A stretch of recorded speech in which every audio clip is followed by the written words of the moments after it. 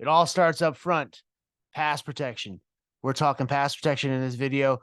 2 ways that I use for pass protection, plus a bonus tip for pass protection that I learned from a great coach that made things so much easier.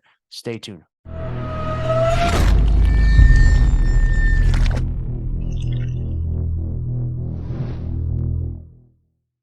What's up, coaches? It's Coach Ross back for another video. We're going to talk about pass protection in this video today. But first, before I get to that video, welcome to the channel. If you've never been to this channel before, we talk about everything offensive football here, mainly talking about the air raid offense, but we're talking passing concept, we're talking screens, running game, offensive line drills, offensive pass protection. We even sit down and we have conversations with other coaches. And so anything and everything football that we try and cover on this channel here. So if this is something you're into, something you're looking for, hit subscribe down below. Also, if you like this content or any of my other videos, make sure you hit that like button and let's get into the video. So we're going to be talking about pass protection. Now, I, for one, am by no means an offensive line guru. I had to self-teach myself how to teach pass protection, the best strategies to go about teaching pass protection. So I am by no means an expert. I've also borrowed and stole from other coaches what they've done and what they've taught. So I am not passing these ideas off as my own, but I have found 2 ways that I have taught pass protection to my offensive linemen, as well as, like I was talking about in that intro, a bonus way or a simple idea or philosophy in which to easily get the offensive lineman to make it that much simpler. And the thought process behind it was great, and it was very easy, and it was almost kind of one of those things. Well, why didn't I think of that? That's simple. It's very easy. So we're going to talk about that. So we're going to get into it right now. Stay tuned. Again, if you're new to this channel, hit subscribe if you like this content. Also, if you do anything differently, or if you want to add some feedback, please drop it in the comments. All right. So we're going to get into that video right now. We're going to talk about 2 ways that I use to teach pass protection, or 2 techniques, and then that bonus tip or that bonus idea after the video. So stay tuned to the end of the video to check that out, and we'll get into it right now. So first and foremost, there are many types of pass protection techniques that coaches teach. I, for one, in my opinion, 2 that I used, and I have used, and I still use today, that are the best in my opinion, which are big on big, or man pass protection, or you've heard some of the terms say BOB, B.O.B. Also, slide protection, whether it's a full slide or half slide. I mainly have used the half slide protection, so that's what I'm going to talk about in this video here. A couple responsibilities we can talk about here too.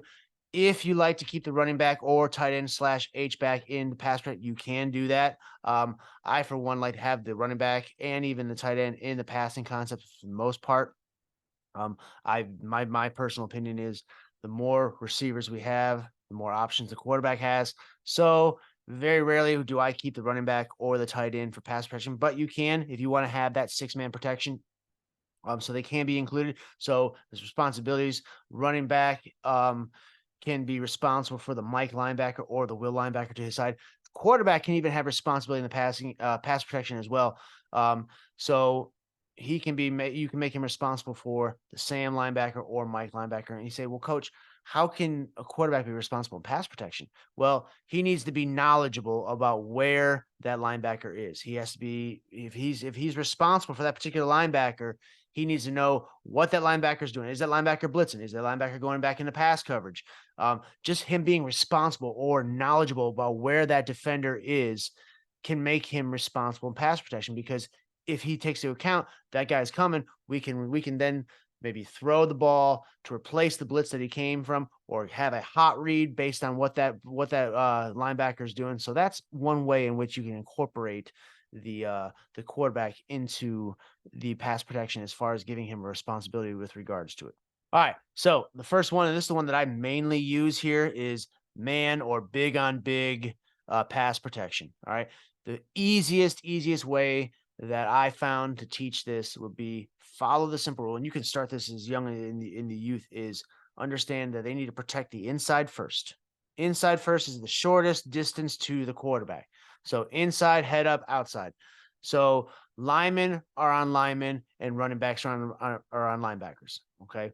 So linemen need to lock up and make sure that they are protecting their inside first. So covered O linemen block D linemen covering them. So what that means is he's covered, he's blocking him. So he needs to make sure that he is protecting his inside gap. Do not let that defensive tackle make a break to the inside.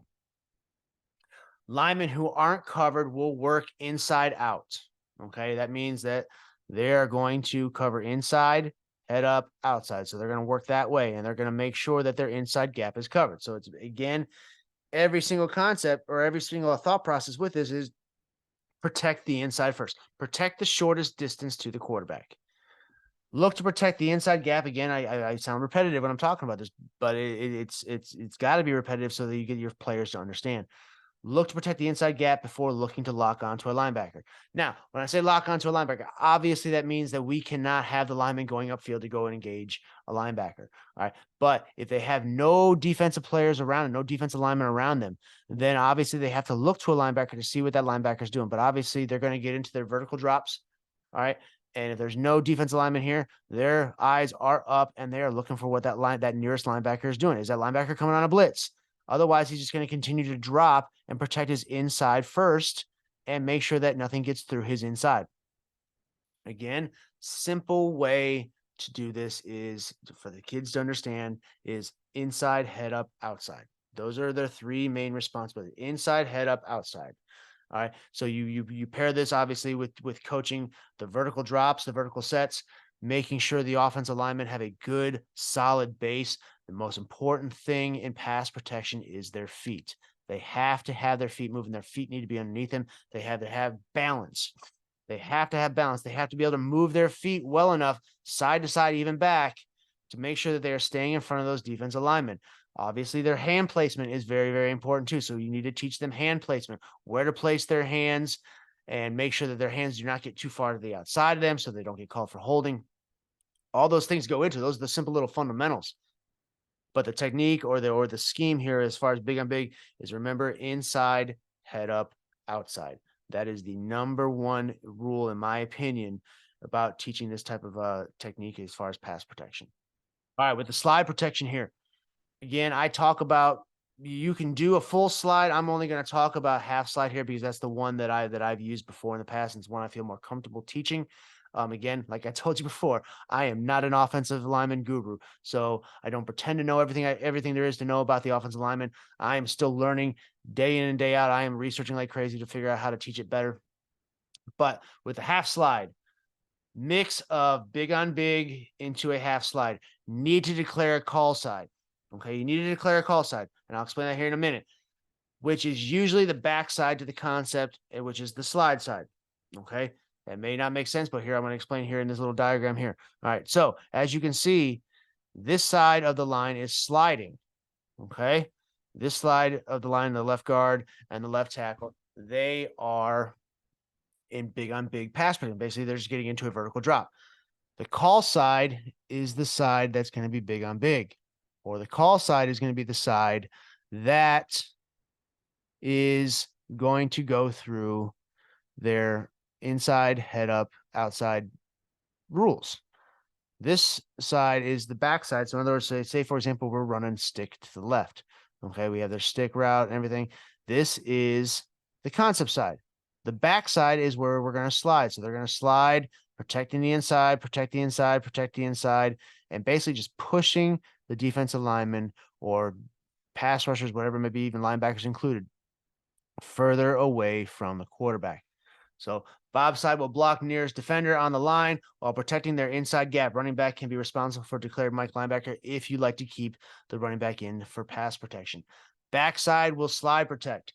Each lineman responsible for their backside gap need to maintain a solid wall that has all gaps covered. Again, with the half slide as well, they're going to try and protect their inside gap. So center's going to try and protect the inside gap of the guard. Guard's going to try to protect the inside gap of the tackle. Tackle is basically just not going to let anything speed rush off his outside shoulder or even off his inside shoulder. So they might be a double team if this defensive end decides to come to the inside and shoot that B gap.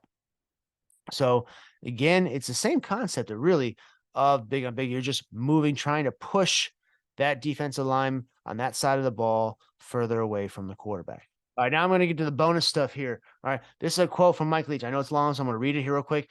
The other programs we faced had their offensive linemen wedged together shoulder to shoulder. We wanted our guys to have wider splits with a 3-foot gap between each man.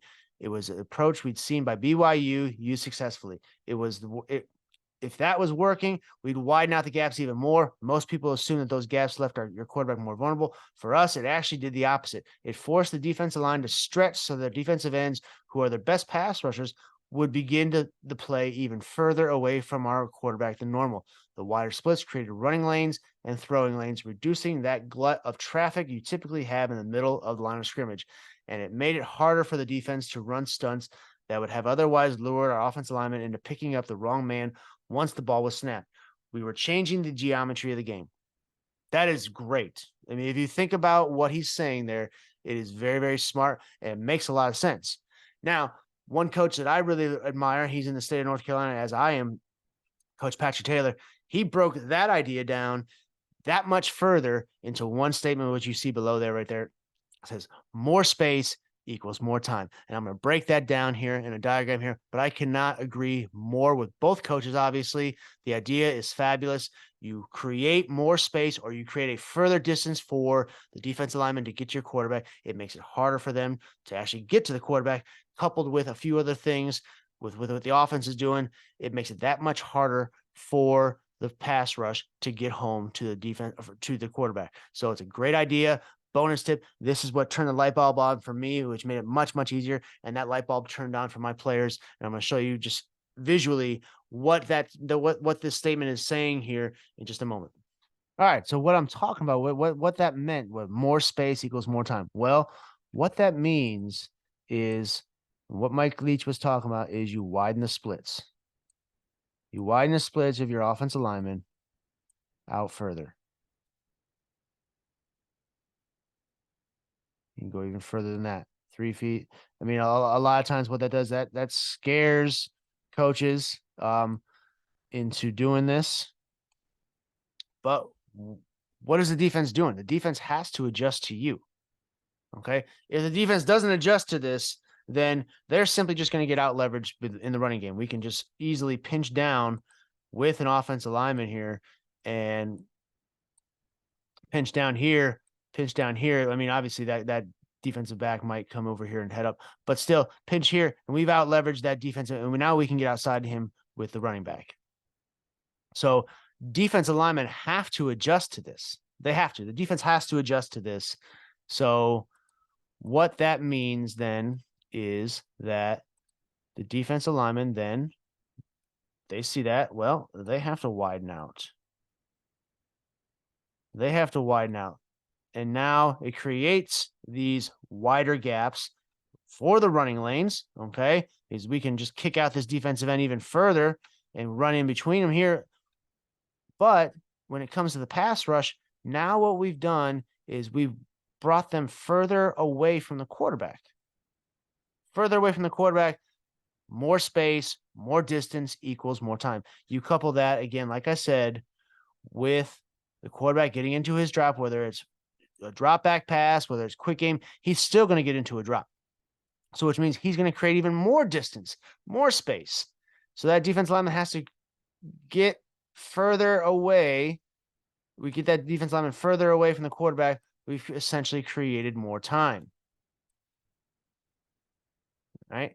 Now, what is an adjustment the defense might do? Well, they might start sending a blitz. They might send more at our offensive lineman to try and overwhelm the line of scrimmage so that we obviously bring more than we can block. So what is then the response of the offense? Well, you have your hot reads. If you see that kind of over there, you have slants. That's a terrible slant. You have stick route, whatever it might be, little hitches. If you see blitzes coming, you could have a flare out real quick and you just get the ball out quick. All right. There are multiple things you can do to counter this, but the simple premise is widen out the splits, pull the defensive lineman further away from the quarterback, on top of that, you have the linemen getting into their vertical drops here. If you're doing straight on, just big on big vertical drops. All right. That as well is creating more of a obstacle for the defensive lineman to get through. So not only are you creating a longer distance for them to travel, but you're also now you're still putting guys in the way. You're not just getting them a free reign, free rush to them. All right. You're just creating more space, more distance, giving your quarterback more time. So I thought it was a wonderful idea, a wonderful concept, and it's so simple. It's almost one of those things, like I said, why didn't I think of that? That makes so much sense. So those are my two techniques that I talk about, that I use in my offenses. But this concept right here, this is the bonus. This is the golden nugget right here. So thank you, Coach Patrick Taylor. Thank you, Eternal Mike Leach. I appreciate you coming up with this concept, coming up with this idea. It makes a lot of sense. It makes me wish I would have thought about it. So I hope you enjoyed this content.